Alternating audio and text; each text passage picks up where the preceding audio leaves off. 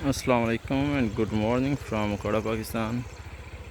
We are right now on the road for a walk और यहाँ पे आपको सनराइज़ का व्यू दिखाएंगे. It's just a few seconds away. We'll show you. It is hidden behind the trees over there, and you will see shortly. Although it's not the land of rising sun, I mean from Pakistan, लेकिन यहाँ पे आपको बहुत अच्छा view मिल सकता है. और ऐसे व्यूज़ सिटीज़ एरिया में कम ही देखने को मिलते हैं. यहाँ पे फ्रेश एयर है, सराउंडिंग्स में ट्रीज़, प्लांट्स और वेजिटेशंस की वजह से you can have enough quantity of oxygen for healthy breathing.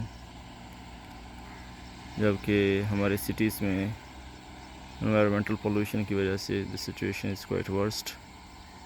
और वो देखिए ऊपर यहाँ पे लेडीज़ वगैरह भी वॉक कर रही हैं और सूरज जो है वो तल्लू हो रहा है.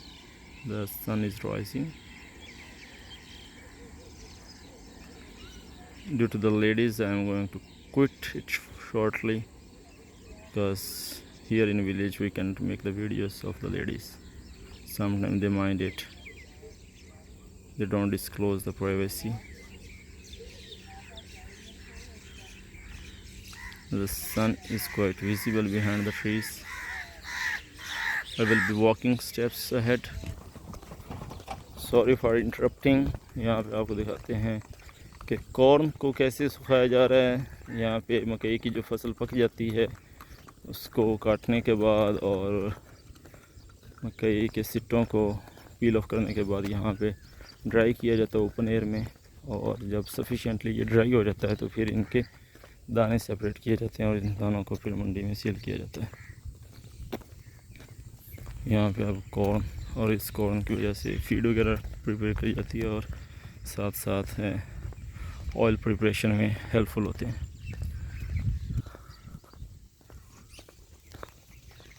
और देखें साइड पे मकई की फसल लगी हुई है. और there is a small mosque. The people of this area offer prayers here. Mostly structure अगर आपको विलेज का दिखाएं तो all over the Pakistan you will find the same structure. The people are hand to mouth and the wall you will see is about to fall. There is no support. They just stake the bricks one on the other. वहाँ पे donkey's मौजूद हैं जो कि यहाँ पे luggage वगैरह को मूव करने के लिए और चारा लाने के लिए हेल्पफुल होते हैं. और वहाँ पे चारा काटने वाली मशीन लगी हुई है. ये बरगद का एक छोटा सा दरख्त है. And we will be showing you the land of we will be showing the rising sun view from live from here Okada.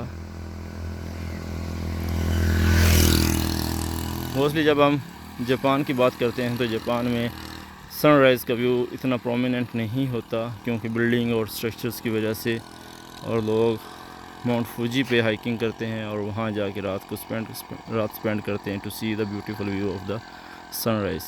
लेकिन यहाँ पे लोगों के पास इनफ टाइम ना होने की वजह से और दूसरी बहुत सारी मसरूफियात की वजह से और इसकी लीस्ट अट्रैक्शन की वजह से मेरे ख्याल में बहुत कम लोग इस चीज़ का ख्याल करते हैं. We are having every day a very nice beautiful view of the rising sun.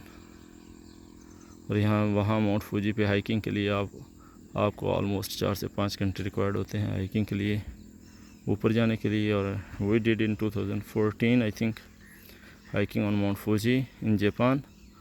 और उसमें हमें तकरीबन 6 घंटे लगे थे और वापसी पे हमें 3 से 4 घंटे वापस उतरने में लगे थे. और even we couldn't see the sunrise. It was the day time. We had missed the plan and there was some kind of mismanagement while hiking. We couldn't enter during the night time and the door was closed for the hiking passage. Anyway, in Pakistan हमें ये नज़ारे daily free में और without any effort available हैं, जो कि बहुत सारे कम मुल्कों में अवेलेबल है और हमें इनकी कदर करनी चाहिए. और साथ में आपको दिखाते हैं कि ये पकी हुई फसल है जिसे मकई कहा जाता है।